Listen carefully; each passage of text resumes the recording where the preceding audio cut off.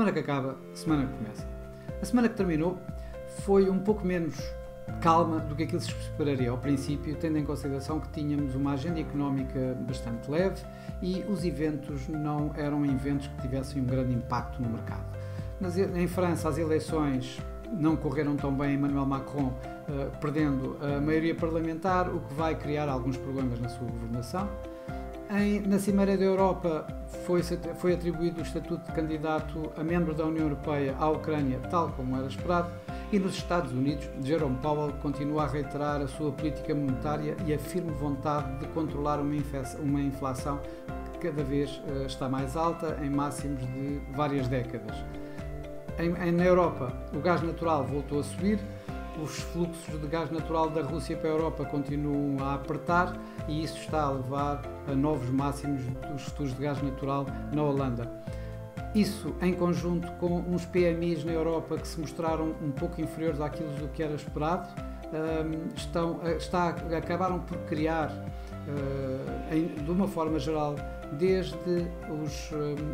a subida de taxas de juros nos Estados Unidos, com a firme decisão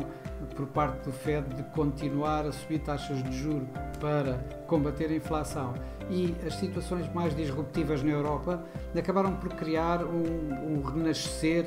digamos, dos receios de uma recessão a nível global, que levou as bolsas todas a afundarem em meio da semana. Desde a Europa à Ásia, passar pelos Estados Unidos, todas as bolsas começaram a cair fortemente. Essa aversão ao risco teve uma diferença para a da semana anterior, em que anteriormente tínhamos visto alguns problemas a nível de taxas de juros, ou seja, das yields que dispararam.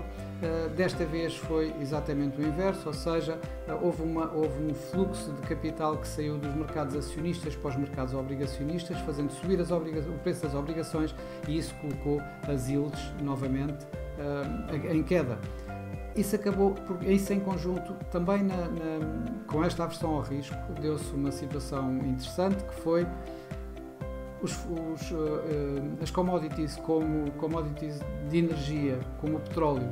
voltaram a cair, inclusive outras que se pensavam que dificilmente cairiam tão cedo, como as alimentares, como o trigo, também caíram. O conjunto de essas commodities, que há muito estão a ser um pouco disruptivas para os mercados em geral, altos preços dos alimentos e elevados preços do petróleo, e as yields que têm vindo sempre a subir e que desta vez baixaram um pouco, acabaram por dar aqui assim, no final da semana, um suporte aos mercados acionistas, que tiveram uma forte recuperação, terminando mesmo a semana em terreno positivo, em terreno bastante positivo. Por exemplo, nos Estados Unidos, de uma forma geral, a semana terminou com ganhos à volta dos 6% na semana. Isso deveu-se um pouco a toda esta situação das commodities em baixa, commodities, como eu digo, alimentares e de energia, e as yields em baixo, que acabam por dar uma valorização melhor às próprias ações. Nos mercados cambiais, o dólar e o euro praticamente saíram igual, ou seja, não houve aqui uma grande volatilidade. A volatilidade que existiu nos outros mercados não atingiu desta vez os mercados cambiais. O dólar e o euro e a libra, as três principais moedas, diria eu, mantiveram-se em torno dos níveis em que têm vindo a negociar, nomeadamente o euro-dólar aqui à volta de que caiu de 1,0550, 1,0560 para os 1,0520, portanto praticamente não existiu aqui assim qualquer volatilidade. De destacar, há algumas situações como a continuada aumento, a valorização do franco suíço, devido à mudança de política monetária por parte do Banco Nacional Suíço, como já vimos na semana passada. Por outro lado, o iene continua em queda e esta semana voltou a ter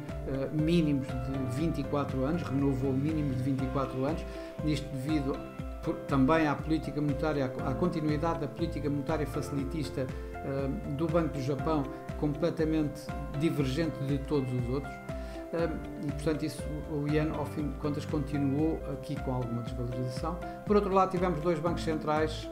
um que subiu também 75 pontos, que era mais do que esperado, que era o Banco Central do México, e vimos o peso mexicano a ganhar algum terreno. E na Noruega, o Norges Bank, o Banco Central norueguês, esse sim surpreendeu. Na sua orientação futura, ele tinha dado a possibilidade de subir 25 pontos, acabou por subir 50 pontos, e a coroa norueguesa, que mesmo subindo 50 pontos, acabou por vacilar um pouco. Na altura estávamos com uma aversão ao risco muito forte no mercado, mas mal essa aversão ao risco baixou, a coroa norueguesa voltou a ganhar e terminou a semana mesmo em ganhos. Esta semana que vai entrar, não temos também uma semana muito preenchida, embora tenhamos aqui algumas situações, essas sim agora, que podem se tornar rapidamente de impacto mais forte no mercado. Estou a falar tanto de situações políticas como o G7, de política económica como o Fórum em Sintra do Banco Central Europeu, ou ainda os dados económicos, nomeadamente a inflação na Europa. No G7 vamos ter as reuniões na Alemanha e em Espanha, primeiro na Alemanha, depois em Espanha. Está a decorrer neste momento na Alemanha e quarta-feira virão para a Espanha para a Cimeira da NATO, e isto aqui assim, eles vão ter... Provavelmente o que vai acontecer aqui assim é algumas notícias que podem surgir relativamente à situação da Rússia, à situação da Ucrânia, mais sanções, mais diretivas relativamente à defesa, e isso poderá ter aqui assim algum impacto direto, principalmente primeiro nas sanções à Rússia e depois na resposta da Rússia a essas mesmas sanções, e que poderão, portanto, criar aqui assim alguma volatilidade nos mercados. Por outro lado, em Sintra, vamos receber o fórum anual do Banco Central Europeu sobre banca central, sobre bancos centrais, e obviamente que os olhos estarão postos mais para estas três individualidades, ou seja, Christine Lagarde, Andrew Bailey e Jerome Powell, que são os presidentes dos bancos centrais na Europa, no Reino Unido e nos Estados Unidos, e que nestas reuniões normalmente acabam por dar algumas diretivas e darem algumas pistas de como vai continuar a política monetária no mais curto prazo. Obviamente que o mercado vai estar bastante atento a isso. No Banco Central Europeu, a tal ferramenta antifragmentação, para que não haja uma disrupção entre taxas de juro em Itália, na Alemanha, em Portugal, na Grécia, para não acontecer o que aconteceu na crise financeira em 2012, 2011, vai estar atentamente, o mercado vai estar atento a ver se haverá alguma indicação sobre essa nova ferramenta. Por outro lado, Andrew Bailey, os mercados vão estar atentos ao que ele diz sobre taxa de juros, na medida em que há aqui assim muita divisão se o Banco de Inglaterra vai continuar mais agressivo ou se, por outro lado, vai baixar a agressividade para tentar evitar uma recessão, que o próprio Andrew Bailey já disse que provavelmente teria que haver no Reino Unido. Por outro lado, Jerome Powell, que tem vindo a dizer que um soft landing é cada vez mais difícil, no entanto, tem de ser descurado qualquer hipótese de recessão, dizendo inclusive que é bastante evitável, não é inevitável que ela aconteça. Neste momento os mercados estão à espera que na próxima reunião ele vá subir 75 pontos. A questão é como é que será a partir daí, em que o mercado está à espera já de uma redução para 50 pontos, outros mesmo para 25, e provavelmente vão querer ver até que ponto é que existe aqui assim alguma hipótese para quando o terminar desta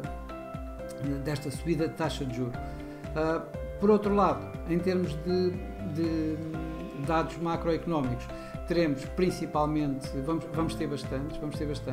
mas obviamente que os olhos irão estar principalmente nos da inflação na Europa, que já estávamos em 8,1%, as previsões, o consenso aponta para alguma coisa entre 8,4%, 8,5%, até mesmo 8,7%.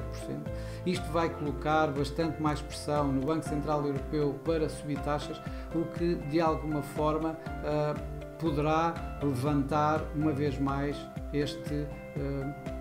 papão, passa a expressão, da recessão que nesta semana que passou tanto abalou as bolsas, que acabaram por recuperar no final da semana, mas vamos ver como essas mesmas bolsas vão reagir na próxima semana a tudo isto, ou seja, ao impacto dos fluxos noticiosos que vão vir desde o G7 ao Fórum de Sintra e ainda às notícias, aos dados económicos que vêm desde a inflação, como eu digo, mais importante a inflação na Europa, mas também, por exemplo, existe o PCE Price Index nos Estados Unidos, que é o principal ou preferido indicador para a inflação do FED, que se continuar a subir vai colocar uma vez mais tensão para subidas de taxa de juros, o que vai provavelmente elevar uma vez mais os tais receios de uma recessão e que poderá levar novamente os mercados para uma aversão ao risco, que saíram, como eu digo, na sexta-feira, que recuperaram dessa aversão ao risco. Desejo a todos uma boa semana e para a semana cá estaremos uma vez mais. Até lá.